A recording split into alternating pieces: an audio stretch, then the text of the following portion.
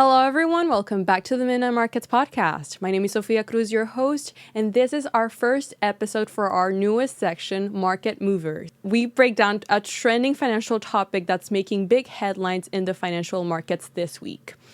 And so to break this down, we brought a special guest. His name is Weiner.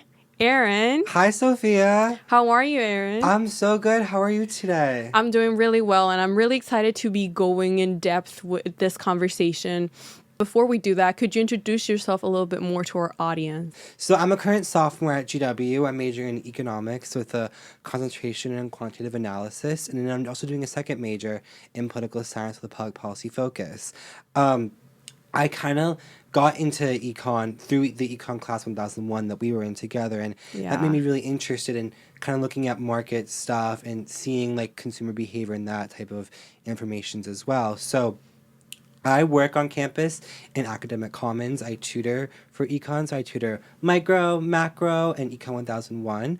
One of the best tutors, by the way. Oh, thank you. I'm going to be interning this summer up in Plymouth Rock Insurance. I'm going to be working with some data analysis, doing claims evaluation, and also just helping to streamline overall customer experiences.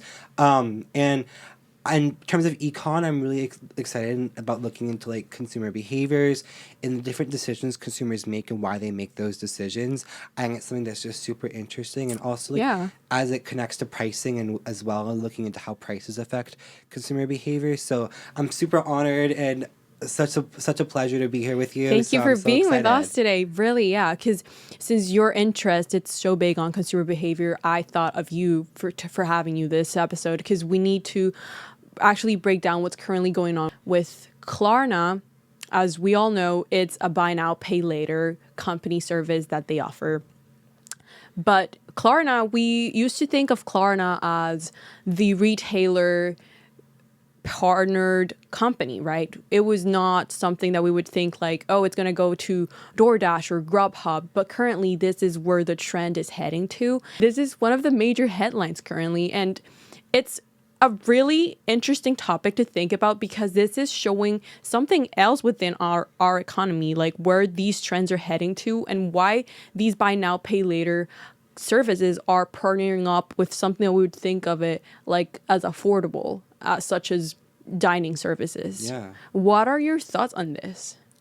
Well, it's very interesting and it's not great. It kind of shows that consumers are feeling under very strong financial pressures, especially due to inflation and like a rise in the cost of living and pretty stagnant wages overall. I think this pressure has kind of pushed a lot of consumers to rely on these like buy now, pay later and short-term credit options to help them, navigate expenses, as we see with Klarna's partnership with Grubhub. I think this shift kind of gives us more of a perspective on like the overall consumer anxiety that exists, especially like with the implementation of these types of programs, as Klarna goes from like more luxury goods to like helping people buy more necessary and normal goods. I actually wanted to point out some graphs to you. See that consumer confidence in March is at the all-time low throughout this year. The University of Michigan published this study for March 2025, and it shows that the consumer confidence is at 57.9. Those are alarming numbers. Which is very low. It's the lowest since November 2022, and we've had a huge decline in also from last February. We were at 69.7, and we're currently under projections. So we were forecasted to be at 63.1 in terms of consumer confidence, and we're at 57.9. So definitely lower than we'd expect. Those are more than 5 last points. Yeah, it's really not great for the overall like perspective of the economy and kind of where we are in terms of consumers' feelings about the economy. Right, because this is how consumers are managing their finances. Let's say 4 installments to get an like a common good that we should be able to afford. This is showing something deeper. Klarna is bringing a lot of users through this new innovation that they're making, right? So do you think it could be risky for them to make this move in a future, whether it's short term or long term? From your perspective, you think this is too risky for them as a company? Absolutely. I mean, Klarna is already offered at many other companies, as we mentioned, like Amazon, Nike, Shein, Target, and Best Buy. But I think kind of a lot of the publicity regarding this has become more around the narrative of like going in debt to buy a burrito, which like is a very valid headline to publish. And as I see it, it's more of a smart strategy, particularly in the short term, especially as consumer confidence is dropping and consumers are wanting more flexible plans to buy and afford goods. I think it's definitely something that they've seen a market opportunity to kind of go after. And consumers want this kind of flexible payment methods. And as we head track towards a recession a little bit, I think we're going to see that consumers are really kind of stressed for their dollar and looking for ways to just kind of skate by. I do think it carries some long-term risks, especially as, you know, what happens if like consumers default on their debt? Like that's obviously not great. And for Klarna, and I mean, I do think one of the main things that Klarna would care about though is not necessarily they do care about consumers defaulting on their debts.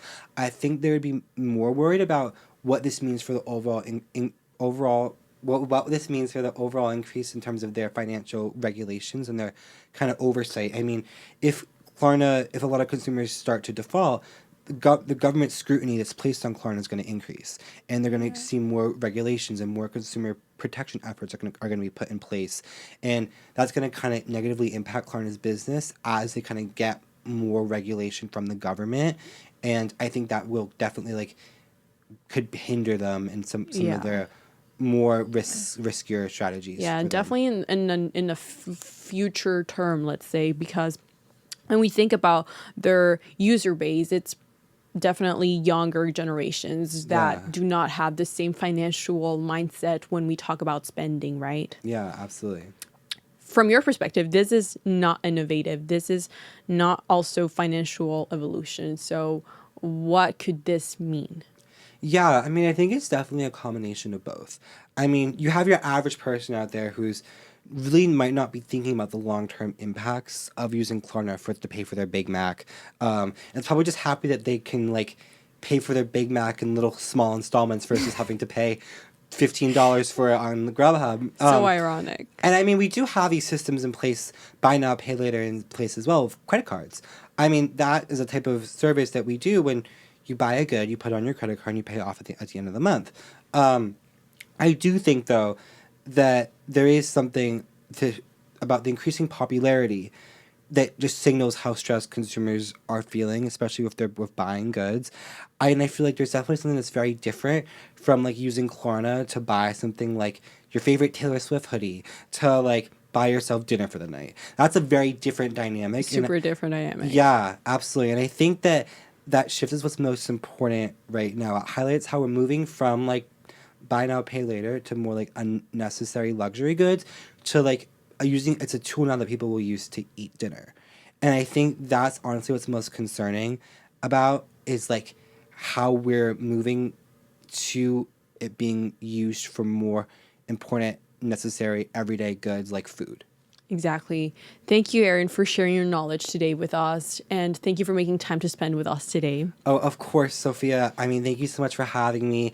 It's been so fun and such an honor to come on today as a guest. Yes. And for our audience, thank you so much for staying till right now. And if you liked this content, please make sure you leave a comment, you drop a like, and you share with your friends so more people know about the Midnight Markets podcast and our special section, Market Movers.